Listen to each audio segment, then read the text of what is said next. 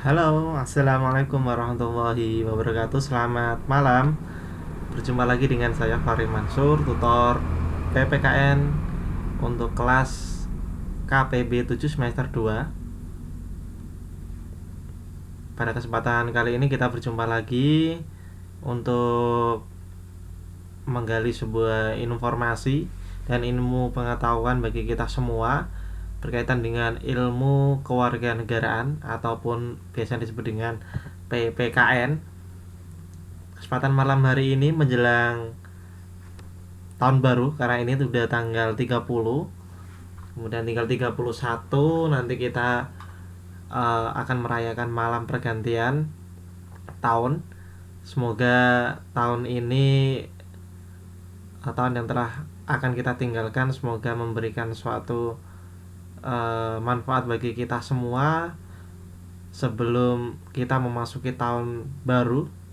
Dan semoga di tahun yang akan datang apa yang kita kerjakan itu bisa lebih baik daripada tahun yang telah berlalu ini. Saya masih menunggu dari teman-teman KPB. Oke, selamat malam buat Mbak Hoda. Halo, selamat malam dan apa kabar malam hari ini? Selamat datang di kelas. Halo Mbak Hoda, selamat malam, apa kabar? Selamat malam juga, Mbak Hoda bisa dengar suara saya dengan jelas?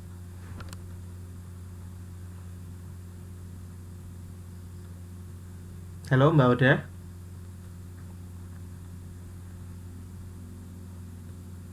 Ya, Mbak Hoda bisa dengar suara saya dengan jelas?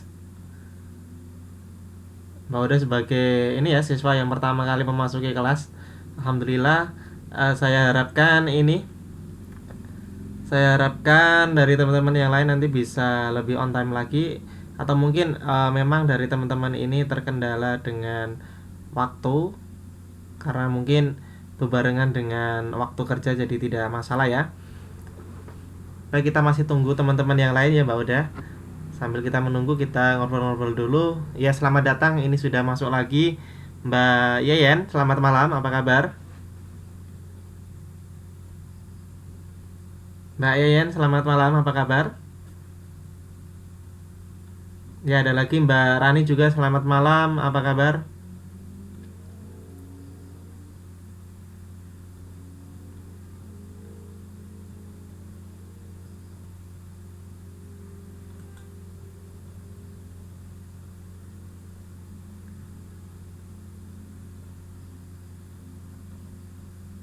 Kabar saya alhamdulillah juga baik.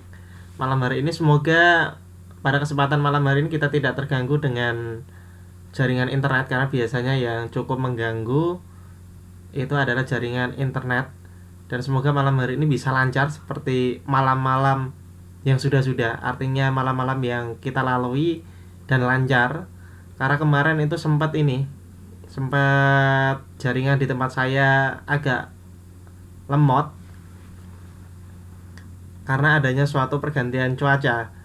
Di sini sudah mulai musim penghujan, jadi sering mendung, maka kecepatan internet pun mulai menurun ya. Dan semoga pada malam hari ini tidak terganggu dengan ini. Alhamdulillah sudah ada 3 orang yang masuk ke kelas. Kita sambil menunggu teman-teman yang lain.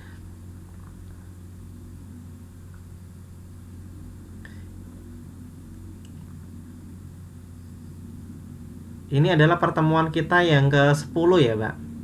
Pertemuan kita yang ke-10. Artinya nanti kita masih punya kesempatan 4 kali lagi. Artinya kesempatan 4 kali lagi itu sudah termasuk dengan UAS, ujian akhir semester. Berarti kita aktif untuk mengikuti pembelajaran masih 3 kali pertemuan. Karena ini udah pertemuan yang ke-10. Kemarin diinstruksikan dari ketua atau dari kepala sekolah, waktu efektif kita adalah 14 kali pertemuan. Itu sudah termasuk ujian tengah semester dan ujian akhir semester. Karena ini pertemuannya kita sudah 10 kali untuk malam hari ini. Berarti tinggal 4 kali pertemuan termasuk dengan UAS. Untuk UASnya nanti berarti pertemuan yang ke-14 ya, Pak. Pertemuan yang ke-14 bulan Januari nanti, tahun baru. Ini saya yakin untuk teman-teman semua sudah mulai persiapan untuk pergantian tahun, karena ini sudah memasuki tanggal 30 besok, tanggal 31 ya, kita sudah mulai siap-siap untuk menjadi yang lebih baik, karena kita akan menyambut tahun baru seperti itu ya. Mungkin tahun baru di sana lebih ramai dibandingkan dengan yang ada di Indonesia. Budaya untuk perayaannya pun mungkin berbeda sekali dengan yang ada di Indonesia. Mungkin nanti dari teman-teman di sini bisa share kepada saya khususnya, biar saya juga tahu bagaimana proses perayaan pergantian tahun yang ada di daerah sana ya, di negara sana. Kita saling memberikan informasi. Baik, kita sudah ada 3 orang, kita menunggu teman-teman ya. Pada malam hari ini ya, nanti kita masih melanjutkan materi kita yang lalu atau minggu yang lalu. Kita masih lanjutkan kembali berkaitan dengan hak asasi manusia. Kemarin kita sudah senggol sedikit. Nanti kita akan sambung kembali gitu ya.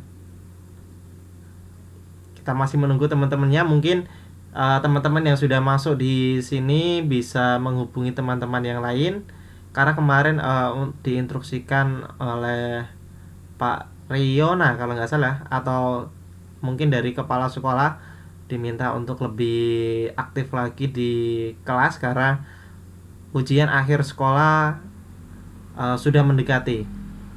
Artinya sudah di ambang pintu ujian akhir sekolah, dan nanti saya harapkan untuk ujian akhir sekolah bisa nilainya bisa lebih baik lagi. Itu harapan saya.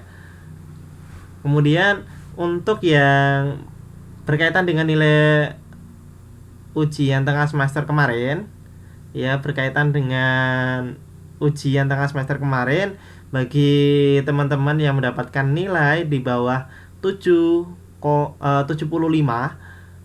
yang nilainya di bawah 75, baik, selamat malam Mbak Luna, selamat mengikuti kelas.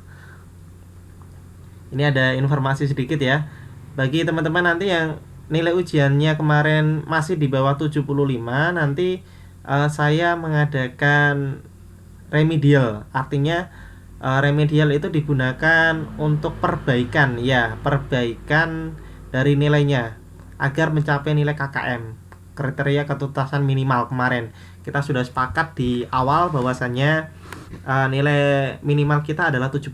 Jadi nilai paling minimal nanti di rapot itu adalah 75. Itu nilai paling minimal.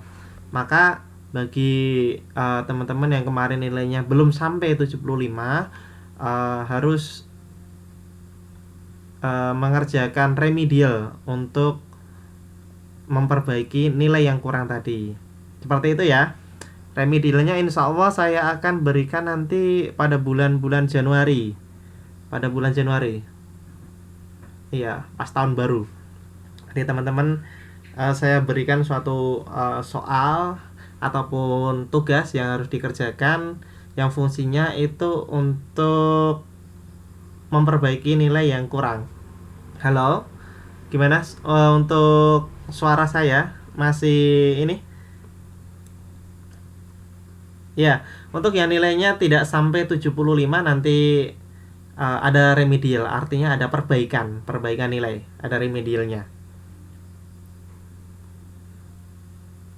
Jadi masih ada kesempatan bagi teman-teman untuk memperbaiki nilai, seperti itu ya.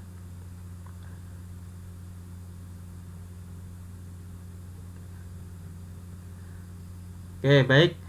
Kita langsung mulai saja. Seperti biasa, sebelum kita belajar, alangkah baiknya kita berdoa terlebih dahulu. Semoga apa yang kita pelajari pada kesempatan malam hari ini ya dapat bermanfaat bagi kita semua, khususnya bermanfaat bagi diri kita sendiri, dan terlebih lagi bisa bermanfaat bagi orang lain. Baik, mari kita berdoa terlebih dahulu. Saya hantarkan berdoa, mulai.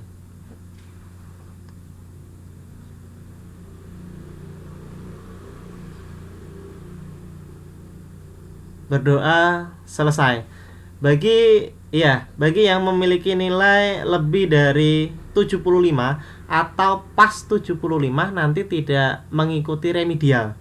Yang mengikuti remedial hanya yang nilainya di bawah 75. Bisa dipahami untuk semuanya? Bisa dipahami ya? Jadi nilai yang masih di bawah 75 nanti wajib mengikuti remedial. Namun yang sudah mencapai 75 ke atas, khususnya yang sudah mencapai 75 ke atas itu nanti tidak mengikuti remedial. Baik, saya ucapkan juga selamat datang bagi teman yang baru masuk. Ini tadi Mbak Rahayu. Saya ucapkan selamat datang, selamat mengikuti kelas. Mbak Sofi juga selamat datang, selamat mengikuti kelas. Kita melanjutkan materi yang lalu, minggu yang lalu, berkaitan dengan hak asasi manusia. Ini yang kita sudah sempat senggol-senggol sedikit kemarin ya. Senggol sedikit. Malam hari ini semangat semua ya untuk mengikuti pembelajaran. Masih semangat untuk menimba ilmu ya? Halo? Masih semangat kan untuk menimba ilmu? Baik, selamat malam Mbak Rahayu, juga Mbak Harmiati juga selamat malam. Kita bahas kemarin, kita berkaitan dengan definisi dari HAM itu apa. Kita sudah bahas minggu yang kemarin. Kita tidak perlu mengulas kembali. Teman-teman kemarin bisa memutar kembali video yang sudah saya upload berkaitan dengan HAM, walaupun saya senggolnya sedikit kemarin. Nah, ini dari definisinya kemarin juga kita sudah singgung, namun kita coba ulas sedikit lagi. Pengertian dari HAM kemarin yaitu hak-hak yang secara inheren melekat dalam diri manusia, dan tanpa hak itu manusia tidak dapat hidup sebagai manusia. Artinya kita mulai sejak lahir itu kita sudah dikaruniai oleh Tuhan sebuah hak untuk melakukan sesuatu. Jadi tidak ada seorang pun yang boleh membatasi hak kita. Kita punya hak. Namun hak kita itu bukan hak yang istilahnya bebas ya, yang sangat bebas sekali. Kita mempunyai hak, namun memang ada batasan-batasan tertentu. Intinya kalau kita sebagai warga negara Indonesia, kita harus mengikuti aturan-aturan yang ada di suatu negara itu, khususnya di Indonesia. Selamat malam Mbak Hermiati, selamat mengikuti kelas. Ini kemarin sudah kita bahas.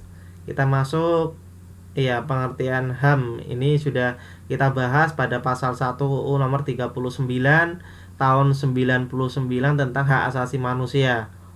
Ini kita sudah bahas minggu kemarin. Kita skip saja.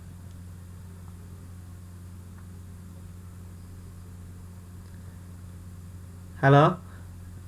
Untuk papan yang lain ya, selain Mbak Armiati, gimana? Papannya masih kosong atau sudah ada isinya? Halo. Oh, sudah ada ini Mbak Rani, sudah ada. Mungkin Mbak Armiati tolong di refresh lagi atau mungkin di reload lagi. Siapa tahu mungkin jaringannya ya yang kurang begitu bagus. Untuk teman-teman yang lain, papannya sudah ada ini ya. Sudah ada materi yang saya upload. Sudah ada ya, sudah muncul.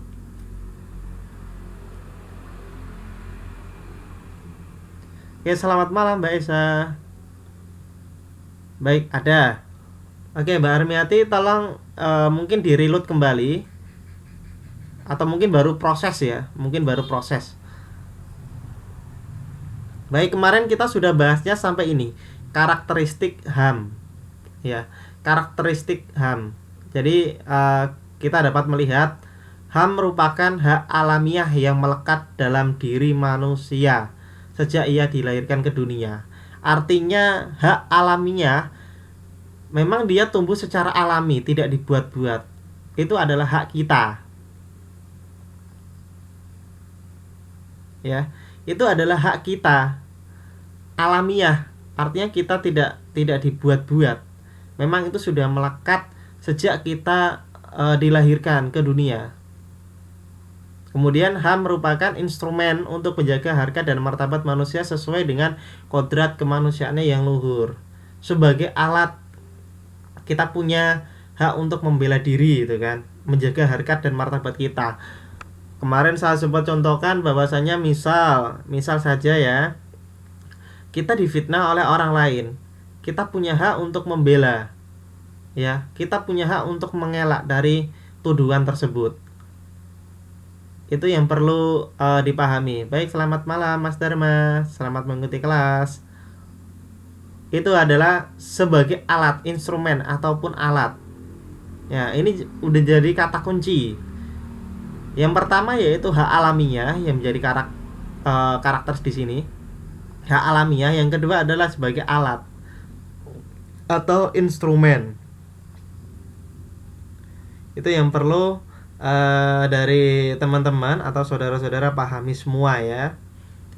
Ini karakteristik dari HAM, ada 2. Memang HAM itu merupakan hak alamiah, dan HAM itu dijadikan sebagai instrumen atau alat untuk menjaga harkat dan martabat. Ya, selamat malam Mbak Sri, selamat mengikuti kelas. Next, kita lanjut ke materi yang berikutnya. Nah, di sini kita akan membahas berkaitan dengan sejarah perkembangan HAM. Ini teman-teman bisa buka bukunya juga berkaitan dengan HAM. Ada yang namanya Piagam Madinah. Ini dari Sahifatul Madinah, ya. Disusun oleh Nabi Muhammad SAW, merupakan suatu perjanjian formal antara dirinya dengan semua suku-suku dan kaum-kaum penting di Yatsrib. Kemudian dokumen tersebut menetapkan sejumlah hak-hak dan kewajiban-kewajiban bagi kaum muslim, kaum Yahudi, dan komunitas-komunitas pagan atau penyembah berhala Madinah, sehingga membuat mereka menjadi suatu umat, ya. Makanya kalau di suatu agama dikatakan ada kalau agama itu ya kebebasan beragama. Kita punya hak untuk bebas memilih agama. Semuanya bebas, karena yang namanya agama itu semuanya baik. Tidak ada yang agama yang buruk. Semua agama pasti mengajarkan kebaikan. Ketika ada suatu agama yang mengajarkan keburukan, itu salah satu mungkin agama yang menyesatkan. Makanya terkadang kalau ada muncul agama-agama baru yang dianggap itu menyimpang dari ajaran, bahkan norma-norma dari kenegaraan, itu pasti langsung dilarang. Seperti itu. Karena pada hakikatnya semua agama itu mengajarkan kebaikan. Nah, setiap manusia itu memiliki hak untuk memeluk agama. Ya, dia memiliki hak-hak. Nah, ketika dia sudah memeluk agama, ya, ketika dia sudah memeluk agama, mereka punya hak-hak untuk melaksanakan sesuai dengan aturan yang tertera dalam kitab sucinya masing-masing. Ya, menjalankan semua kewajiban-kewajiban, bahkan hak-hak yang ada atau perintah dari agamanya tersebut. Ya, contoh saja, misal saya sebagai seorang muslim, saya mempunyai kewajiban untuk melaksanakan ibadah, gitu kan, ibadah sholat. Itu hak saya melaksanakan ibadah. Jadi tidak ada satupun orang yang boleh melarang kalau saya ingin beribadah, karena itu hak saya, hak beribadah. Nah, seperti itu. Jadi apa? Hak itu sudah pada zaman Rasulullah sudah ada, ya. Pada zaman Rasulullah itu sudah ada sebetulnya. Namun kita belum tahu, oh itu loh yang dikatakan sebagai hak, gitu kan. Nah, itu yang perlu kita ketahui. Ini ada yang namanya dulu perkembangannya pada zaman dulu itu ada namanya Piagam Madinah. Ya, Piagam Madinah. Jadi ini semua kaum ini memiliki hak dan kewajiban masing-masing sesuai dengan aturan yang berlaku. Itu yang perlu dipahami kita bersama ya. Piagam Madinah namanya, Sahifatul Madinah.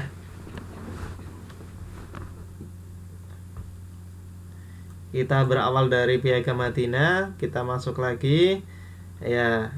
Ini ya, ada yang namanya Magna Carta tahun 1215 atau 1215. Piagam ini membatasi kekuasaan Raja John yang absolut.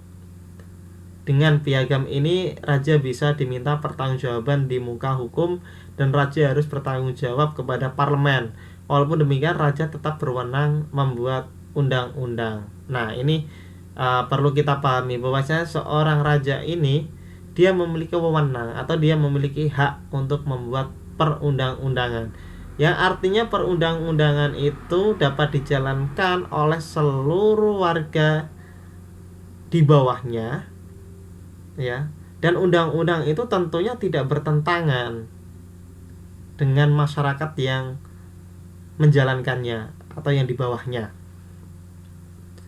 Itu adalah Magna Carta. Piagam ini membatasi kekuasaan raja. Jadi artinya apa? Walaupun seorang raja itu memiliki hak yang sangat luar biasa gitu kan atas negaranya. Contohnya adalah di suatu negara kita presiden gitu ya. Presiden itu punya hak penuh atas negaranya, namun tidak bisa bertindak sewenang-wenang sesuai dengan keinginannya. Tetap ada batasan-batasan tertentu yang tidak boleh dilanggar. Makanya ada yang namanya peraturan kenegaraan ataupun undang-undang dasar kenegaraan itu yang mengatur, yang mengikat. Artinya kita diberikan suatu kebebasan, tapi kebebasan itu tetap ada batasnya. Jika kebebasan kita tidak ada batasnya, maka kita bisa melakukan hal-hal yang sifatnya itu sangat luas sekali dan mungkin bisa jadi tidak dapat dipertanggungjawabkan kayak gitu. Tetap ada yang namanya batasan-batasan tertentu. Nah, ini di tahun 1215 ada yang namanya Magna Carta. Kemudian ada Bill of Rights pada tahun 1689 ya, 1689 ini juga ada. Ini ditandatangani oleh Raja William yang ketiga. Inti piagam ini menyatakan bahwa manusia sama di muka hukum. Ya, equality before the law. Paham inilah yang menjadi embrio negara hukum, demokrasi dan persamaan. Oke. Artinya semua orang di hadapan hukum itu sama. Oke. Ketika dia bersalah ya dia harus dihukum. Tidak peduli dia itu orang besar, raja, ataupun menteri-menteri, ataupun yang lainnya, orang-orang besar yang lainnya. Kalau memang orang itu bersalah, ya harus dihukum. Nah, seperti itu. Kalau di dalam agama dikatakan bahwasanya semua manusia di hadapan Tuhan itu sama, ya. Yang membedakan adalah hanya amal ibadahnya, seperti itu. Tidak peduli dia itu seorang presiden, menteri, kemudian DPR, ataupun pejabat-pejabat besar, ataupun dia seorang direktur, dia seorang supir, dia seorang pengemis, dia seorang petani. Pokoknya ketika dia berhadapan dengan Tuhan, ya dia sama. Begitu pula dengan di Bill of Rights ini, dia sama di hadapan hukum sama. Ketika dia salah, dia juga punya hak yang namanya hak pembelaan diri. Ya makanya di dalam hukum itu ada sampai ada yang namanya pengacara dan lain sebagainya. Itu suatu alat yang dijadikan sebagai pembela, karena memang memiliki hak seperti itu. Namanya Bill of Rights. Ini di tahun 1689. Oke, seperti itu teman-teman ya. Ini pada keluar kemana ini ya?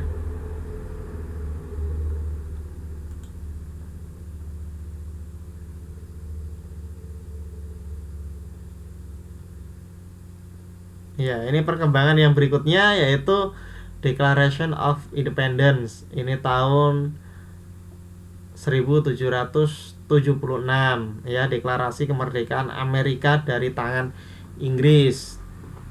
Kemudian yang menyusunnya adalah Thomas Jefferson, bersumber dari ajaran Montesquieu ya. Kemudian deklarasi ini menekankan pentingnya kemerdekaan, persamaan dan persaudaraan ya.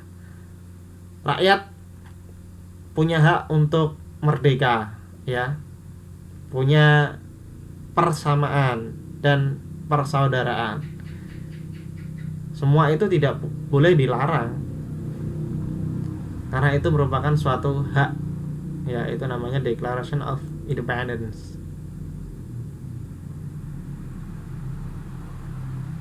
ya. Kemudian ada lagi Declaration Destroyed the Elm at du Citoyen pada tahun 1789.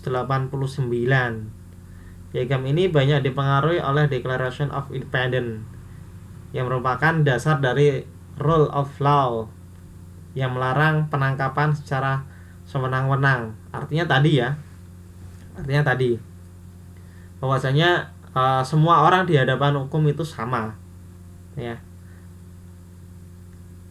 Kemudian ada piagam ini menekankan pentingnya asas praduga tak bersalah. Jadi tidak boleh memvonis orang sebelum memang ada bukti-bukti yang membuktikan bahwasanya orang itu benar-benar salah. Di sini dikatakan, digarisbawahi, yaitu benar-benar salah gitu ya. Jadi tidak boleh asal menangkap orang yang belum tentu orang itu bersalah. Maka ada yang namanya asas praduga tak bersalah, presumption of innocence gitu ya. Kemudian kebebasan berekspresi, freedom of expression gitu. Kemudian ada lagi kebebasan beragama, freedom of religion, serta agama berlindung terhadap hak milik, the right of property ya. Artinya hak milik kita itu perlu adanya perlindungan. Jangan sampai itu punya kita tapi ternyata diambil oleh orang lain. Contohnya ada negara kita, wilayah negara kita itu ya. Karena betulnya itu hak kita, cuma terkadang karena kita tidak memiliki bukti yang kuat ya, ketika ada perebutan gitu kan, perebutan suatu wilayah, kemudian di pengadilan internasional kita tidak dapat membuktikan yang sebenarnya itu wilayah kita, tapi ternyata bukti-bukti kita kurang kuat ya kan, maka ada asas praduga tak bersalah itu dulu dijalankan.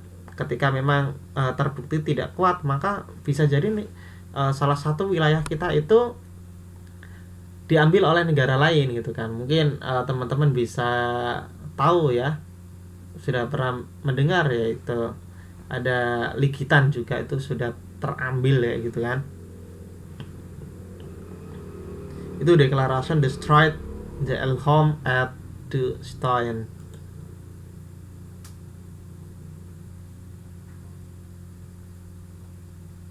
Kemudian ada lagi The Universal Declaration of Human Rights ya, ada DUHAM. Oke, itu Paris ya, ada DUHAM. Dihasilkan oleh Komisi Hak Asasi Manusia ya, ini di PBB pada sidangnya tanggal 10 Desember 1948 dan diterima secara resmi dalam sidang umum PBB ya, sampai tingkat PBB ya, Perserikatan Bahasa-Bahasa ini berkaitan dengan HAM. Berarti HAM itu memang sangat kedudukannya memang sangat penting sekali, sampai dengan PBB itu melaksanakan deklarasi ya berkaitan dengan HAM, karena sangat penting sekali. Jangan sampai seperti negara kita pada awal kemerdekaan, bahwasanya hak asasi kita itu sangat terbatas sekali. Kalau kita mengingat kembali pada sejarah ya, pada masa kepemimpinan Pak Soeharto dulu ya kan, hak asasi manusia kita sangat terbatas sekali. Bahkan orang-orang terdidik, khususnya mahasiswa itu seakan-akan terjajah di negara sendiri. Karena apa? Mereka ketika melihat suatu ketidakadilan, ketika ingin menyuarakan ketidakadilan itu selalu terhalang gitu kan, bahkan terjadi suatu penculikan yang akhirnya tidak diketemukan orangnya gitu kan. Misal ada seseorang yang tahu gitu kan dan ingin menyuarakan, dan tiba-tiba orang itu diculik dan nggak tahu sampai dibawa kemana gitu kan, dibuang kemana. Nah kayak gitu. Iya, apalagi sekarang ini itu ada sih memang di suatu wilayah negara kita yang dia memiliki hak untuk berpisah, tapi kalau itu dilaksanakan maka negara kita bagaimana gitu kan. Contohnya iya betul Mas Dharma, itu ada gerakan Aceh Merdeka gitu kan. Gerakan Aceh Merdeka itu hak mereka, memang hak mereka, tapi dia masih dalam suatu kesatuan negara Republik Indonesia. Ketika kita melepaskan seperti Timor Leste ya kan, Timor Leste ya sekarang ini menjadi negara, kita akan rugi sekali.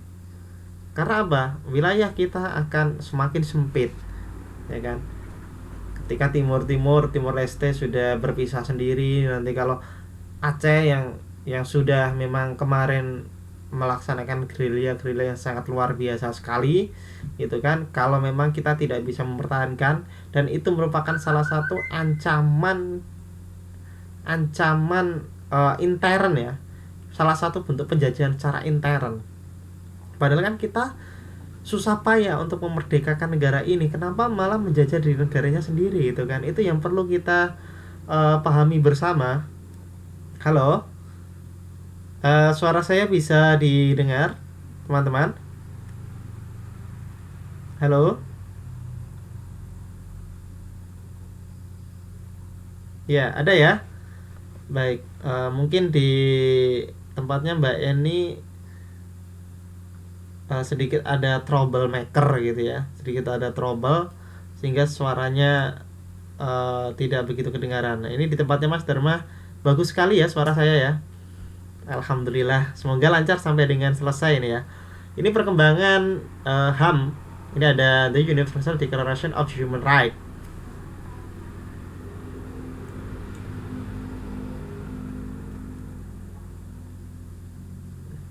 Nah, ini bentuk perjuangannya. Oke, teman-teman biar tahu semua ya. Ini ada bentuk perjuangan HAM di Indonesia. HAM itu juga diperjuangkan di Indonesia, tidak asal, walaupun itu sudah hak kita ya kan. Kita sejak lahir sudah diberikan suatu hak oleh Tuhan yang sudah melekat pada diri kita gitu ya. Namun ternyata ada perjuangan berkaitan dengan hak asasi manusia itu. Karena kita bisa bayangkan kalau zaman dulu ya, pada zaman dulu, pemerintahan dulu, hak kita itu sangat terbatas sekali. Makanya apa? Perlu ada perjuangan HAM. Ya, diawali dengan kebangkitan nasional pada 20 Mei. Kemudian ada lagi kegiatan Sumpah Pemuda, deklarasi Sumpah Pemuda pada 28 Oktober yang sering kita peringati itu. Kemudian ada kemerdekaan, proklamasi kemerdekaan, itu merupakan hak kita.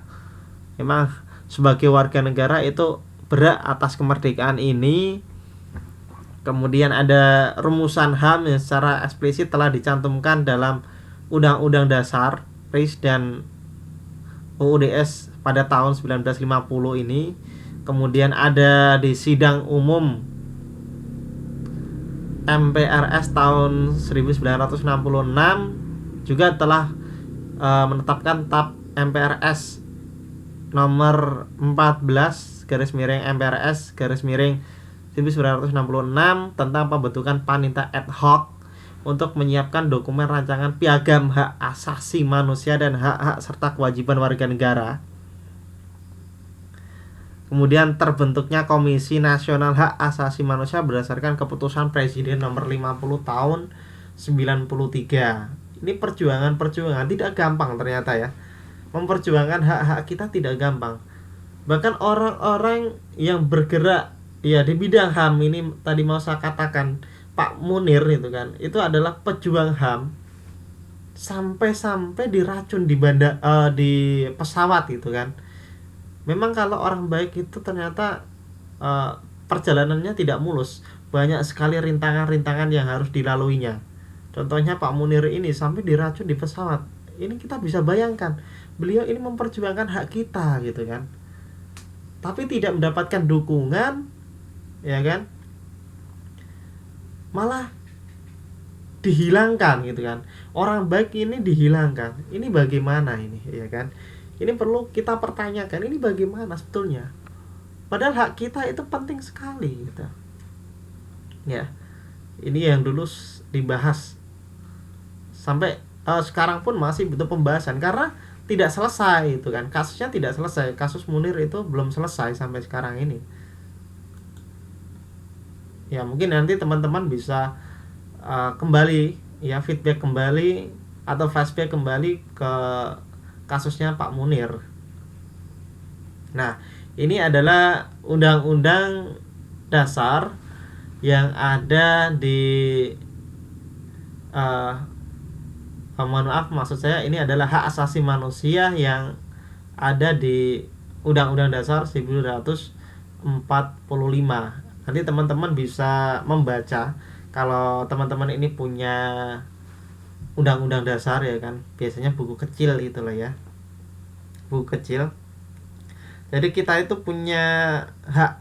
Nah, hak kita itu dijamin oleh negara ini ya. Kita bisa melihat ini mulai dari pasal 28A amandemen yang kedua ya. Amandemen yang kedua ada tanda bintang-bintang, itu artinya adalah amandemen, artinya yang sudah diperbarui. Pasal 28A amandemen yang kedua. Nah, ini kita punya hak untuk mempertahankan hidup dan kehidupan. Artinya kita itu punya hak untuk hidup.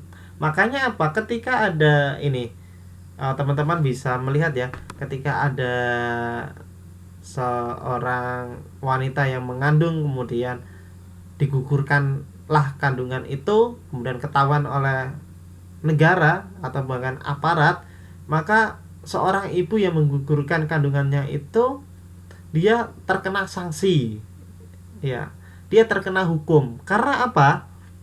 Karena bayi itu memiliki hak untuk hidup, tapi kenapa harus dibunuh gitu kan? Artinya apa? Sudah melanggar HAM, itu sudah melakukan yang namanya pelanggaran HAM. Maka apa? Terkena sanksi, terkena hukum pidana. Itu yang perlu teman-teman pahami ya. Makanya apa? Terkadang kan berpikir itu anak-anaknya sendiri ya, terserah lah kayak gitu kan. Enggak bisa, karena ini sudah diatur dalam perundang-undangan. Karena setiap manusia itu berhak untuk hidup. Oke, bisa dipahami teman-teman di sini? Bisa dipahami ya? Halo? Halo, teman-teman bisa dengar suara saya? Halo? Ya, ini teman-teman, suara saya sampai sana tidak ini? Halo? Ya, bisa. Oke, jadi untuk poin yang pertama bisa dipahami ya, bahwasanya manusia itu berhak untuk hidup. Nah, berhak untuk hidup. Makanya banyaknya prostitusi, bahkan sekarang ini yang sangat miris sekali anak-anak baru SMA karena adanya suatu free sex, bahkan hubungan yang terlarang kayak gitu kan, akhirnya dia hamil di luar nikah dan menggugurkan kandungan. Sebetulnya itu sudah melanggar yang namanya hak asasi manusia. Oke. Sebetulnya itu semua sudah melanggar hak asasi manusia. Hak asasi siapa sih? Hak asasi anak yang akan lahir ke dunia. Karena apa? Sebetulnya anak itu berhak untuk hidup, tapi ternyata apa? Sebelum waktunya sudah dibunuh atau digugurkan. Artinya apa? Sudah haknya sudah terampas, itu hak untuk hidupnya sudah terampas. Maka ketika ketahuan oleh aparat, dia akan dihukum. Yang ini untuk hidup, berhak untuk hidup. Oke ya. Kemudian di pasal 28B amandemen yang kedua, ini kita bisa melihat bersama di pasal yang berikutnya 28B yang kedua, membentuk keluarga dan melanjutkan keturunan, hak anak atas kelangsungan hidup, tumbuh dan berkembang serta perlindungan dari kekerasan dan diskriminasi. Ya. Artinya apa? Anak itu butuh kasih sayang dari orang tua. Dia punya hak untuk mendapatkan kasih sayang terhadap orang tua. Selain dia berhak untuk hidup ya, dia punya hak untuk kelangsungan hidupnya, tumbuh berkembangnya. Bahkan punya hak untuk mendapatkan suatu perlindungan. Khususnya ini yang paling mudah adalah perlindungan dari keluarga. Makanya apa? Ketika ada kekerasan anak kayak gitu, maka orang yang melakukan kekerasan terhadap ini terkena sanksi, terkena hukum karena melanggar undang-undang ini. Artinya sudah terkena undang-undang. Makanya ada tentang Komnas HAM ya, yang mengurusi tentang anak kayak gitu. Dibuatlah seperti itu yang diketuai dengan Kak Seto kayak gitu kan. Ketika ada penelantaran anak, orang tua menelantarkan anak, itu berarti dia sudah terkena HAM ataupun melanggar HAM. Karena anak memiliki hak untuk ini semua, hak untuk kelangsungan hidup, hak untuk tumbuh, hak untuk berkembang, serta hak untuk mendapatkan perlindungan dari kekerasan. Dari kekerasan siapapun, tidak hanya dari orang tuanya, bahkan dari siapapun itu yang melakukan kekerasan terhadap anak, dia akan terkena sanksi hukum pidana. Makanya hati-hati sekali, kita jangan sampai ringan tangan di sini, ringan tangan yang negatif dalam tanda kutip. Ketika misal ada anak kecil yang melakukan kesalahan, kita pukul kayak gitu, ya kan? Karena itu sudah melanggar HAM. Ya, sebenarnya dia harus mendapatkan perlindungan, malah dia mendapatkan suatu tindakan yang tidak baik, yang tercela, itu dilarang sekali. Oke, ini yang pasal 28B amandemen yang kedua, seperti itu ya. Kemudian poin yang berikutnya di pasal 28C amandemen yang kedua juga berkaitan dengan pengembangan diri, mendapatkan pendidikan, memperoleh manfaat dari iptek seni dan budaya, memajukan diri secara kolektif. Ya, seluruh manusia yang berada di bumi ini itu dia memiliki hak untuk mendapatkan pendidikan. Bahkan ini harus sudah tertuang dalam undang-undang ya, bahwasanya khususnya di Indonesia itu wajib sekolah sampai dengan 9 ya, 9 tahun ya. Ya, dia wajib untuk mendapatkan pendidikan mulai dari SD sampai dengan SMP, itu ditanggung oleh negara. Pendidikannya ditanggung oleh negara. Ya, namun pada hakikatnya memang pemerintah sudah menjalankan itu, ya memang sudah menggratiskan, ada yang namanya dana BOS itu ya, dan lain sebagainya, yang membantu anak didik kita, baik itu dari warga yang tidak mampu, itu bisa menikmati yang namanya pendidikan, memperoleh manfaat dari ilmu pengetahuan dan teknologi, seni dan budaya, memajukan diri. Termasuk kita ini, termasuk dari teman-teman ini, memiliki hak untuk mendapatkan suatu pendidikan. untuk mendapatkan suatu pendidikan yang layak, yang bagus, itu memang sudah menjadi hak kita semua. Ya alhamdulillah teman-teman bisa mengikuti pendidikan kesetaraan seperti ini. Ini sangat bagus sekali. Ini membuktikan bahwasanya hak kita loh. Ini sudah masuk pada HAM, sudah masuk pada hak kita semua, bahwasanya kita memang itu punya hak untuk mendapatkan pendidikan seperti ini. Walaupun usia kita sudah tua ataupun melebihi dari usia yang seharusnya, namun yang namanya pendidikan ini tetap harus kita dapatkan, ya, tidak peduli usianya berapapun, karena memang sudah dijamin, sudah ada dalam undang-undang itu hak pendidikan. Kemudian memperoleh manfaat iptek, artinya memperoleh manfaat iptek itu ya kita punya hak untuk menggunakan, contohnya inilah manfaat peralatan iptek. Kita punya handphone, kita punya laptop, kita punya televisi dan lain sebagainya, itu semua manfaat dari iptek, ya kan. Dengan adanya televisi kita bisa mendapatkan berbagai macam informasi. Kemudian ada seni dan budaya, kita punya hak untuk mengikuti seni, ya, kita punya hak untuk berkreasi, kita punya hak untuk berbudaya kayak gitu kan, sesuai dengan adat istiadatnya masing-masing, sesuai dengan daerah. Nah, itu merupakan hak-hak kita bersama. Dan tidak boleh ada yang melarang itu hak. Namun, tetap yang menjadi catatan adalah hak itu tetap ada batasannya. Nah, ya, tidak secara bebas tanpa batas. Oke. Iya, mahasiswa tua, nggak apa-apa. Memang kalau kita ingin menggapai ilmu pendidikan itu kan tidak ada matinya sampai kapanpun. Iya. Bahkan di dalam agama kita diwajibkan untuk mencari ilmu. Memang sampai kita masuk ke liang lahat kayak gitu kan, kita wajib mendapatkan ilmu itu. Kemudian yang berikutnya di pasal 28D. Pasal 28D ini amandemen yang kedua juga. Di amandemen yang kedua yaitu pengakuan yang sama di hadapan hukum, hak untuk bekerja dan kesempatan yang sama dalam pemerintahan berat atas status kewarganegaraan. Ketika kita bertempat tinggal di Indonesia, kita punya hak untuk ini. Bahwasanya kita adalah warga negara Indonesia, itu hak kita.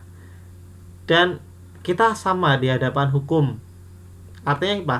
Kita punya pembelaan yang sama. Tidak ada yang dimanis-maniskan, tidak ada yang dipahit-pahitkan. Artinya kalau itu orang yang tidak mampu, proses hukumnya dibuat sulit gitu kan. Kalau itu orang yang mampu, dimudah-mudahkan. Sebetulnya itu tidak diperbolehkan karena haknya sama, ya kan. Undang-undangnya sama, harusnya ya perlakuannya juga sama. Nah, seperti itu. Namun yang terjadi di negara kita terkadang kan tidak seperti itu. Nah, itu yang menjadi sorotan masyarakat sekarang ini. Nah, perlu adanya suatu perbaikan hukum yang tidak memandang sebelah mata. Itu ya, tidak memandang sebelah mata. Artinya ya dia menghadapkan ketika orang itu bersalah di hadapan hukum ya sama gitu kan, sama. Tidak orang yang bahasanya mencuri sendal jepit aja gitu kan. Orang yang mencuri sendal jepit dihukum bertahun-tahun, sedangkan orang yang mencuri miliaran hanya beberapa bulan kayak gitu. Itu merupakan suatu bentuk ketidakadilan di dalam hukum. Walaupun memang mereka punya hak. Nah, gitu sih. Bedanya haknya kan bedanya kalau orang itu mampu beruang, dia bisa memberikan hak yang lebih gitu kan. Memberikan pembelaan yang lebih. Kalau orang yang tidak mampu hanya ikut-ikut saja kayak gitu kan. Itu kan ya menunjukkan suatu ketidakadilan sebetulnya. Yang teman-teman mungkin bisa melihat beberapa macam kasus seperti itu ya. Ada yang gara-gara sendal akhirnya didukung dengan dulu itu apa namanya, ada pengumpulan sendal jepit kayak gitu kan. Kemudian ada lagi seorang nenek yang dituduh mencuri pohon ya, padahal pohon itu di kebunnya sendiri kayak gitu. Itu kan yang sangat miris sekali kalau kita melihat ya. Kemudian yang berikutnya yaitu di pasal 28E amandemen yang kedua, yaitu kebebasan memeluk agama, meyakini kepercayaan, memilih kewarganegaraan, memilih tempat tinggal, kebebasan berserikat, berkumpul dan berpendapat. Ya, orang yang berada di negara ini, khususnya di negara Indonesia, karena Indonesia ini memiliki berbagai macam budaya, suku, bahkan agama. Nah, ini sorotan di pasal 28E itu adalah berkaitan dengan memeluk agama. Semua orang yang berada di Indonesia punya hak dan punya keyakinan masing-masing dalam memeluk agamanya. Mereka tidak boleh dipaksa. Contohnya ketika ingin memeluk agama Islam, ya biarkan, karena dia yakin dengan agama Islamnya itu. Ketika ingin memeluk agama Kristen, ya dibiarkan saja, ya tidak boleh dilarang, karena punya hak untuk memilih agama Kristen, untuk menjalankan agama Kristen. Mungkin agama Hindu juga sama, dia punya hak untuk menjalankan agama Hindu, untuk memeluk agama Hindu, tidak boleh dilarang. Buddha, Konghucu dan lain sebagainya itu merupakan hak mereka.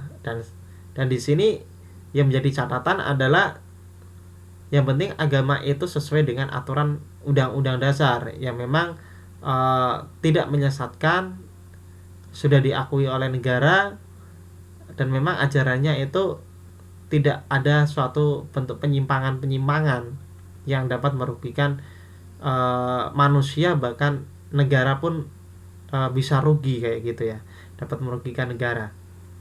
Mereka dibebaskan karena semua agama itu pasti tujuannya untuk kebaikan, ya, saling menghormati suku, bangsa dan agamanya. Ini hak kita ya, hak kita meyakini, ya, kita punya hak untuk meyakini suatu agama tertentu. Kemudian kita juga punya hak untuk memilih tempat tinggal. Kita boleh tinggal di mana saja di suatu wilayah Indonesia, itu hak kita untuk menempati tinggal asal sesuai dengan prosedur yang berlaku. Ya, punya hak untuk berserikat, membuat suatu kumpulan-kumpulan, ya kan, berkumpul. Kemudian punya hak untuk berpendapat juga. Ya, itulah HAM. Ya, itu adalah HAM. Hak asasi manusia yang kita miliki. Seperti itu. Sampai di sini, sampai dengan pasal 28E, mungkin ada yang perlu kita perdebatkan terlebih dahulu atau perlu dipertanyakan terlebih dahulu berkaitan dengan hak asasi manusia dalam Undang-Undang Dasar 1945. Ini sudah dalam muatannya ya. Tadi kita sudah bahas mulai dari pasal 28A sampai dengan pasal 28E. Ini di amandemen yang kedua. Kalau ada tanda bintang-bintang di undang-undang, mungkin teman-teman yang memiliki undang-undang di sana ada bintang-bintang, ada yang bintang 1, bintang 2, bintang 3, itu artinya adalah bentuk perbaruan dari undang-undang. Adanya suatu amandemen. Seperti itu ya. Halo, masih semangat teman-teman yang ada di sini? Masih semangat ya? Baik, kita langsung lanjutkan kembali. Kemudian hak kita yang berikutnya yaitu tercantum pada pasal 28F amandemen yang kedua. Oke. Berkaitan dengan berkomunikasi, memperoleh, mencari, memiliki, menyimpan, mengolah dan menyampaikan informasi. Artinya apa? Berkaitan dengan berkomunikasi ya. Kita punya hak untuk memperoleh informasi dari mana saja. baik itu dari orang ke orang, baik itu melalui media, baik itu melalui yang lainnya, itu diperbolehkan. Ya, kita diperbolehkan mencari informasi dengan cara apapun, yang penting tidak melanggar undang-undang. Kita punya hak untuk memilikinya informasi itu, bahkan menyimpan informasi itu, ya. Kemudian mengolah dan menyampaikan informasi. Ya, makanya apa? Kalau kita nonton televisi, itu kan, televisi, berita khususnya, ada yang namanya etika jurnalistik. Jurnalistik itu punya etika, ya, dia punya hak. Ya, kalau di dunia pertelevisian seperti itu, di jurnalistik itu, mereka punya hak untuk berkomunikasi. Namun harus ada yang namanya etika jurnalistik. Harus tahu etika-etika, batasan-batasan, mana yang harus ditanyakan dan mana yang tidak boleh dipertanyakan, mana yang boleh dikomunikasikan dan mana yang tidak boleh dikomunikasikan. Seperti itu. Bagaimana cara memperolehnya, kemudian bagaimana cara mencarinya, itu diperbolehkan. Itu memang hak mereka, gitu kan. Yang penting ada etika yang bagus, ya kan. Ada etika yang bagus, jangan sampai karena adanya suatu etika yang tidak bagus, cara mencari yang kurang bagus. Sampai dulu, kalau teman-teman masih ingat dengan Mas Parto, ya, pelawak, masih ingat? Halo? Masih ingat dengan Mas Parto, kasusnya bagaimana itu Mas Parto sampai di penjara? Karena apa? Ada yang masih ingat? Mas Parto Patrio. Ya, masih ingat ya? Kenapa? Kenapa itu Mas Parto kira-kira?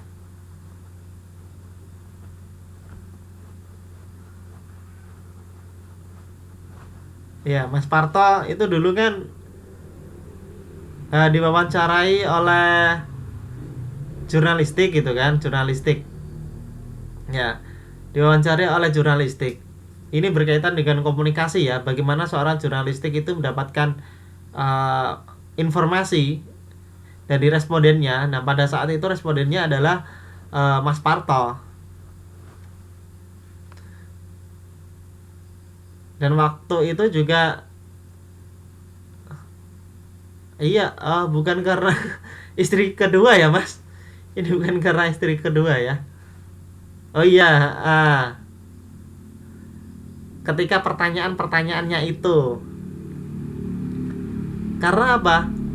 Karena Mas Parto dulu ketika diwawancarai, beliau tidak mau menyampaikan sebuah informasi, dan dari para jurnalistik itu cukup memaksa, gitu kan, untuk mendapatkan sebuah informasi, sehingga apa?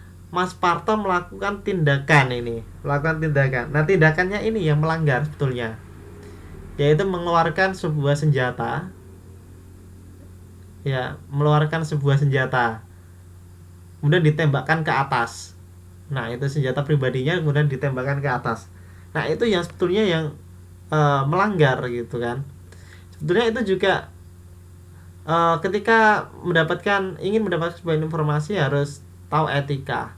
Seorang Mas Parto itu, ini contohnya aja, seorang Mas Parto itu juga punya hak privasinya untuk tidak diketahui oleh publik, kayak gitu kan.